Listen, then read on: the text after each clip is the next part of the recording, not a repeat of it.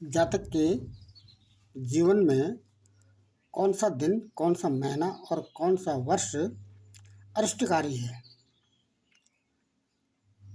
क्या क्या जातक का लग्न ही अरिष्टकारी है? इसको इस तर्क की सत्यता के औचित्य को सिद्ध करने के लिए कुछ आधार लिए गए हैं। जैसे नंबर 1 बालारिष्ट है, नंबर 2 ग्रहारिष्ट है और नंबर 3 है पताकी अरिष्ट। यहाँ पर समय की उपलब्धता के अनुसार उपलब्धता के आधार पर केवल ये पताकी अरिष्ट को लिया गया है।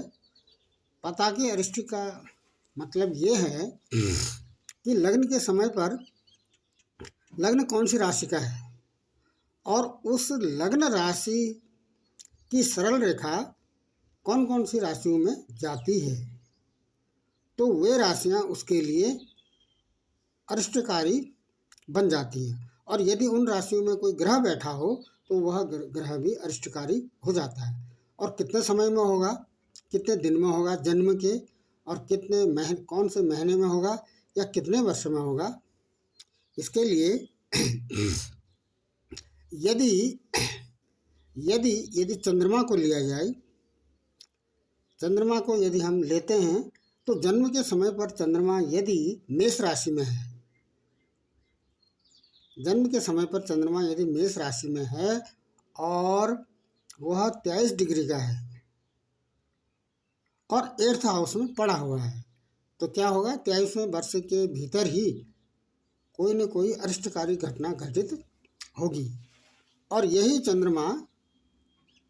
चंद्रमा अगर मीन राशि में पड़ा हो जन्म के समय पर और वो 6ठे हाउस में स्थित हो, तो क्या होगा, जीवन में रोग ऋण शत्रु की संभावना बनी रहेगी।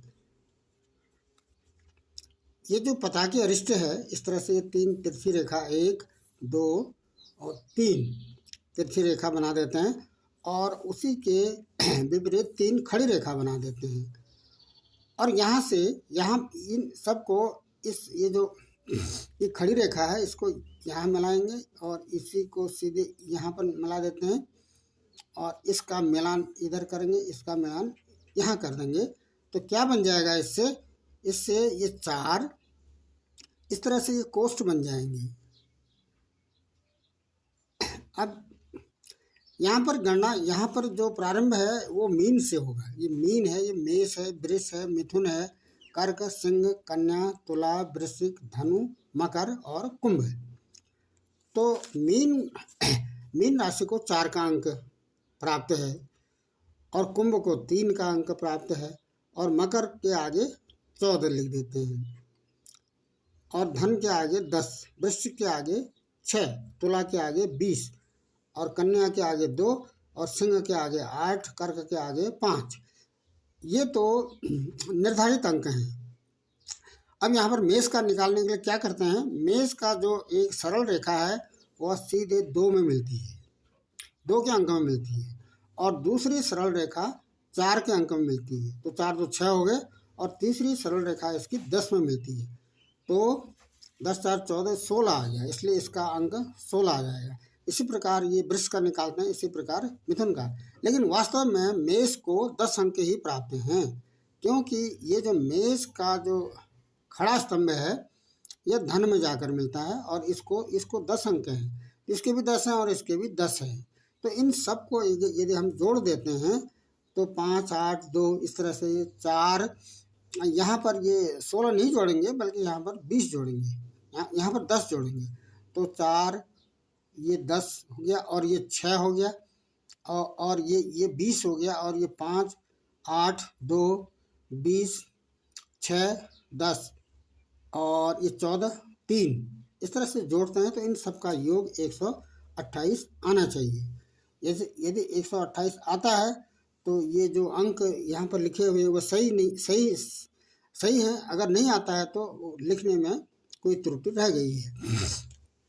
यहाँ पर उद्देश्य केवल ये है कि इस पताकी अरिष्ट में लग्न क्या है। उदाहरण के लिए कोई एक प्रश्नगत जन्म पत्रिका ले लेते हैं प्रश्नगत जन्म पत्रिका में तुला राशि का लग्न है, तुला राशि का लग्न है।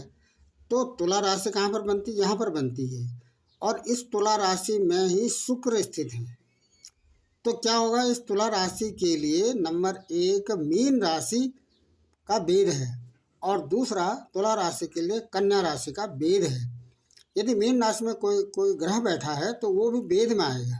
तो यहाँ पर इस तुला राशि के लिए चंद्रमा मीन राशि में होकर बैठ गया है, और लेकिन ये डिग्री तो इसकी है नहीं, फिर भी यह चंद्रमा छठे हाउस में बैठा है, तो रोग ऋण शत्रु को यह बढ़ावा देगा।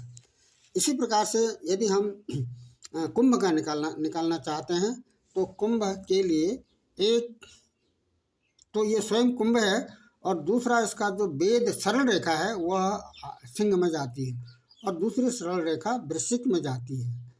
लेकिन कुंभ का जो वेद है वो वृष नहीं है। तो यहाँ पर इसके नंबर 1 कुंभ के लिए वृश्चिक होगा और दूसरा सिंह हो जाएगा। तो इसी प्रकार से ये सभी यहाँ पर मुख्य रूप से लग्न देखा जाएगा, समस्त ग्रहों की स्थिति देखी जाएगी और लग्न देखा जाता है।